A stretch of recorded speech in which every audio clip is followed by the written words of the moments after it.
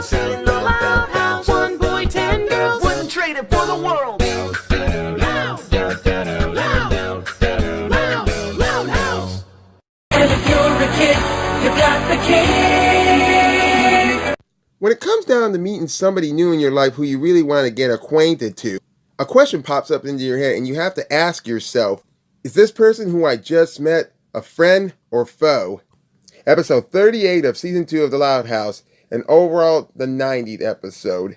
Friend or Foe is one of these adoring episodes that you have to at least watch once in your life. If you haven't seen it, you must see this episode. Sit back and enjoy and smash that like button as I review Friend or Foe. So we start this beautiful episode at the elementary school. Exciting announcement! Today you'll be getting your very first report card. You know, it's kind of weird that a bunch of preschoolers would actually get report cards. Speaking of that, and this is just nitpicking, if Lisa is 4 years old, that means she would actually be a preschooler. And wouldn't actually a preschooler school actually be separated from an elementary school? I mean, elementary school is meant for kindergarten through 6th grade, right? And I know you all are probably thinking the same thing too. I had reviewed an episode long ago in March called Rita Her Rights, and when Rita was dropping all the kids off to school, there was Lisa, Lola, Lana, Lincoln, and Lucy were actually all in the same elementary school. Lynn had middle school, the only kid who got middle school, and the other high schoolers were just Luann, and you know who the rest are. Again, this is just nitpicking. And all that chemistry stuff shouldn't even be in a preschool. Lisa gets her report card and she feels like she's succeeding at everything. Let's see, an A in science, an A in writing, an A in math, an A in physical education, an A in vocabulary, and an F in social skills. Perfect. Wait, what? Did you just say you just got an F in social skills? Wait, what? An F?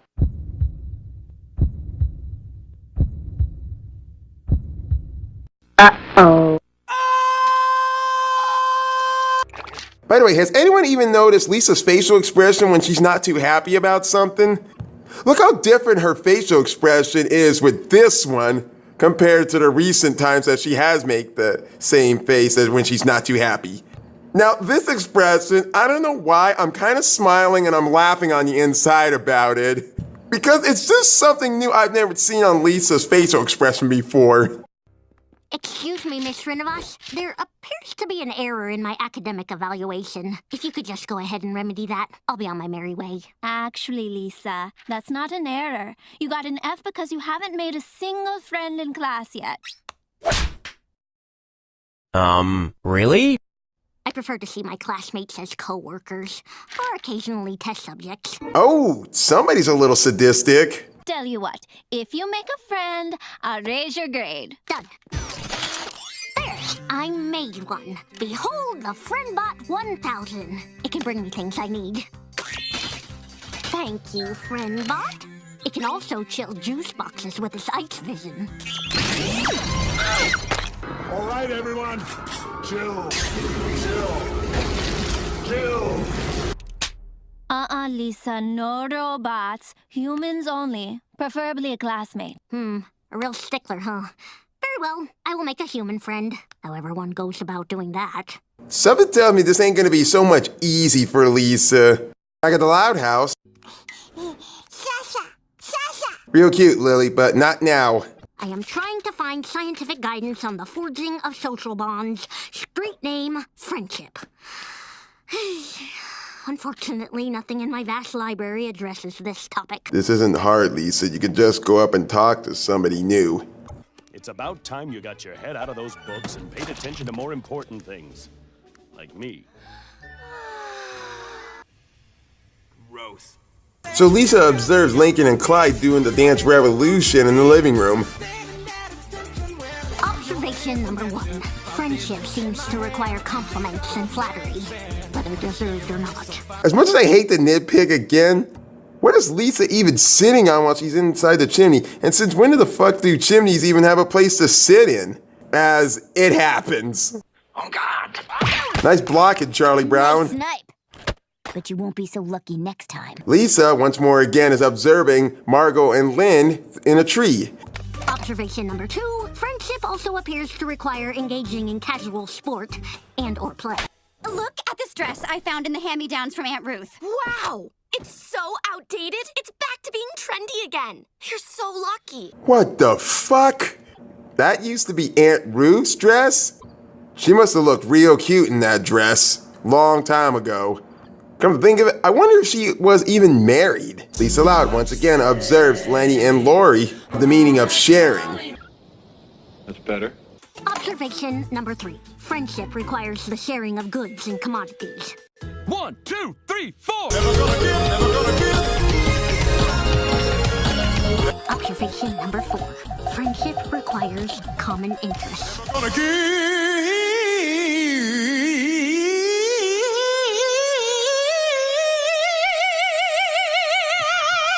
Also common delusions. Oh boy, you're telling me. Back at the elementary school, Lisa Loud has everything ready and prepared. Okay, compliment, sport and or play, sharing and common interests. I'm ready. I shall befriend the first person to walk through the door.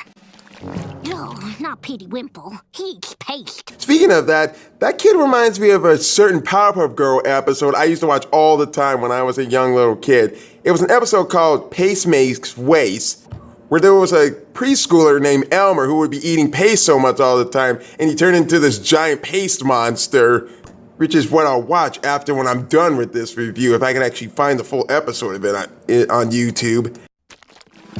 Not Charlotte Yang. She's a biter. Survey says...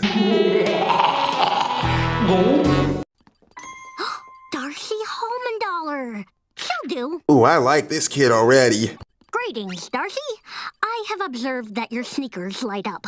Though they appear to lack purpose, I would like to compliment you on their whimsy. Thanks, Lisa. I've always liked your shoes, too. They remind me of my grandpa's. That's really nice to hear. By the way, you want to know something fascinating about Darcy Holmandaller? She's voiced by Mariel Sheets, who was a once-time-in-a-lifetime child actress, who voiced a village kid in Kubo and the Two Strings. She was in Kung Fu Panda 3 as an additional voice. And she was in the Peanuts movie as a certain Peanuts character. Do you know who it is? Is it A, Lucy Van Pelt, B, the little redhead girl, C, Peppermint Patty, or D, Sally Brown? Place your answer in the comment section below if you think you know who she played. And I'll give you the real answer as soon as I'm done with this episode. Greetings. Would you care to join me in casual sport and or play? Sure. Do you like the seesaw? Can't say I've heard of it, but, what the heck? Oh, I like seeing these two together. Isn't this fun? The subject. Okay, can you stop using that damn thing for a few seconds? Another tinkle. Oh, I believe I slipped my disc again. Oh, goddamn. Back inside the school, it's about lunchtime with Darcy and Lisa Lisa offers to share her lunch with Darcy that's some kind of kelp seaweed that looked like it'd been shit out of flubber. Okay. Thanks, Lisa. It's so chewy. Yeah, survey says...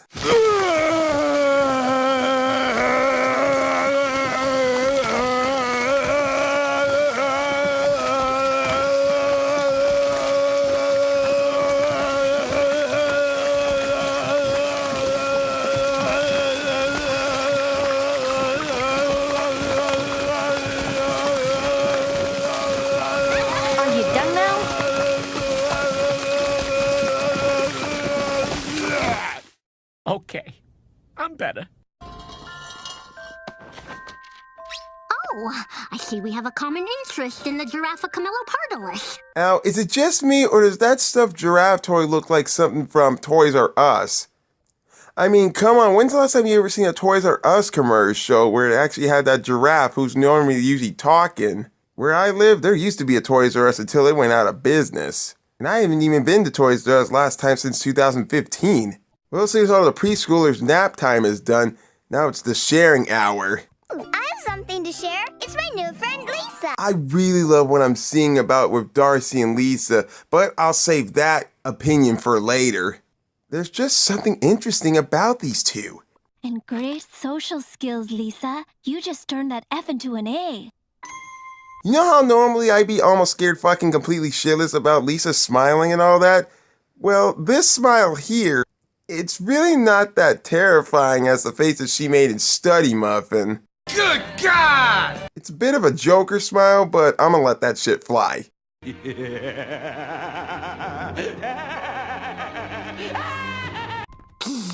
Now that my academic record is secure and my seat on the Interplanetary Council is solidified, I can return to my beloved research. Have you missed me, electron microscope? Uh-oh, I have a feeling that somebody actually loves science more than friendship. Hi, new friend. Right. Greetings, Darcy. Are we playing scientist today? You always make it look so fun. No! Shouldn't play with that stuff. That is highly dangerous. Especially, Lisa shouldn't even be playing with that stuff either. I mean, I know she's intelligent and such a know-it-all and everything, but she shouldn't actually be messing with some of that stuff in school. And especially when she's 4 years old. Slight complication.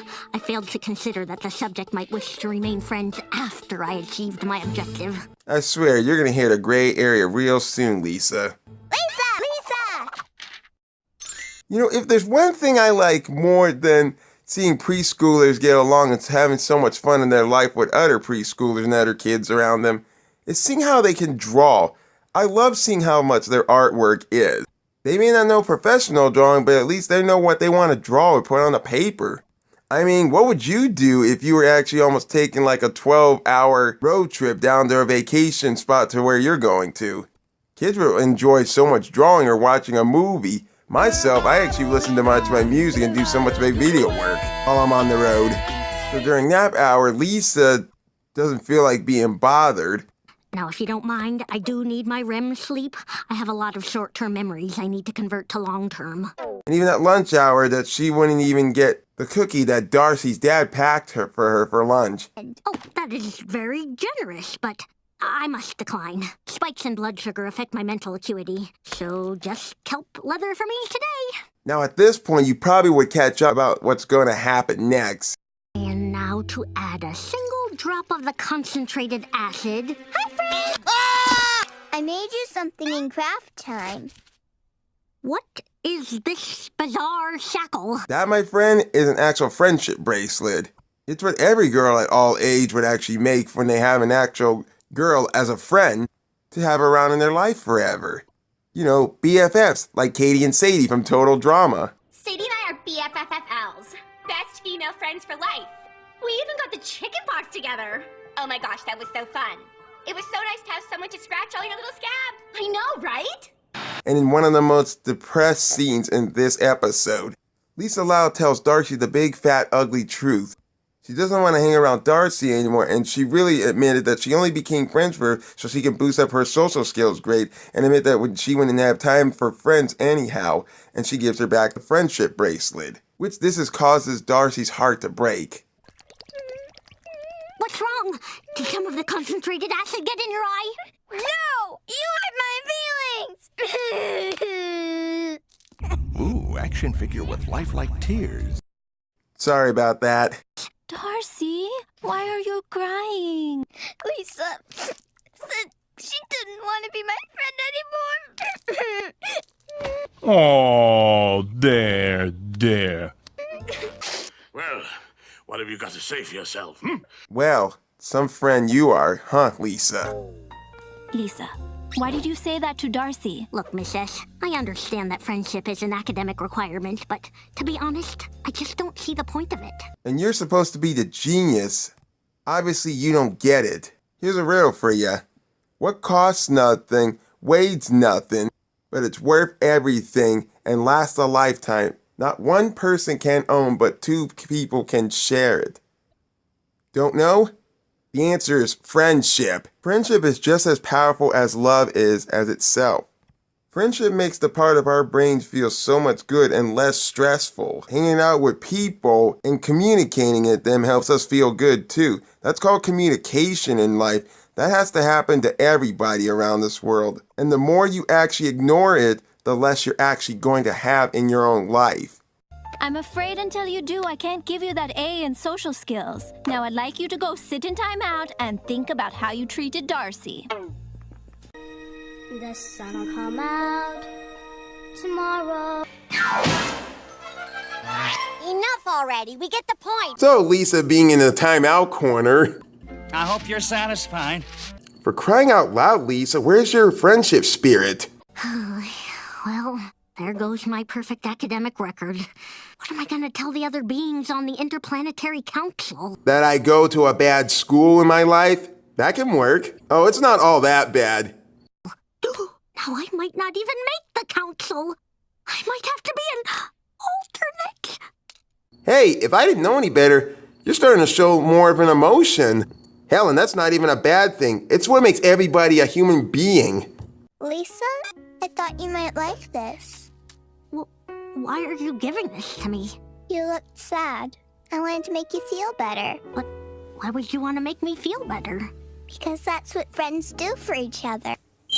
Because that's what friends do for each other. Excuse me just for one moment.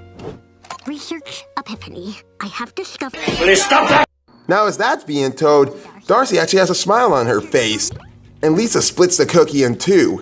Shares the timeout seat with Darcy, and they're both sitting together eating their half of the cookies. And her teacher brings Lisa's grade back up, as the ending can get so much happy or adorable. Hey, you want to come over after school and play with my CAT scan machine? We have a kitty too! Cat twins! I love the ending of this episode. It was just so adoring. And it's real cute seeing these two together. By the way, did you figure out which Peanut character did Mariel Sheets actually voice in the Peanuts movie? If you guessed Sally Brown, you are absolutely right. If it wasn't already so much that the voice hints in this episode, Darcy's voice sounds closely to Sally Brown, who is Charlie Brown's young sister. Aww, my sweet Babu. Isn't he the cutest thing? Oh, sweet Babu. I'm going to be really honest about this episode. This is one of the best Lisa Loud episodes I have ever seen in my life. Yep, y'all heard me. I loved this episode. This is my favorite Lisa Loud episode. You know, when I was watching this episode, I was hoping it would give Lisa much development that should be needed. And it certainly gave me what I thought about it. I love the fact that Lisa struggles to make friends. It's very relatable. And that can be hard for some people, that it's so much hard to make friends out here. And this was a pretty good episode. I was expecting to see Lisa become socially awkward here and actually struggle to get people to like her, considering her odd hobbies and creepy nature. But hey, what they went with is good too. But just like Lynn, Lana, and Lisa, it's another one of those times that these characters need to have a turn in the spotlight, especially I've seen them done recently. But in this episode, to me, Lisa is always seen to be kind of like a know-it-all. So it was nice for her to learn something for a change. After all, even the smartest characters need to learn a lesson every now and then. I'm not so much of a big fan on Lisa Loud, but with this episode, it made me like her now. And this is actually Kyle Marshall's favorite episode. And the character Darcy, I really loved this character. She's like the total opposite of Lisa. She is sweet, she is fun-loving, energetic, and she is kind, and she's always acting out her age. And can have a bit of a strong sense of humor every once in a while. But when her and Lisa are together, they are just adorable. Great. It's a great episode of Lisa understanding the meaning of friendship. It is adoring. It is heartwarming. In fact, very heartwarming. And without further ado, for this episode being a passing grade on my report card, it is my friend, which is why it gets 96 stars. There were only 4 nitpicks in this episode, but who gives a fuck? It's still a passable, relatable episode to watch. And for those of you who haven't even seen this episode, go check it out right now. I tell you, you have to watch at least once in your life. It is not too late for it. I'm the Loud House Critic, and I gotta start making some new friends of my own, as my YouTube channel is starting to grow. Thanks, Bobby. Just the large pepperoni for us. You can deliver the rest to the front door. I can't tell, but your anterior fontanelle is abnormally wide. Lincoln! It's 3 o'clock! Craft inside the Time and space may sound bad.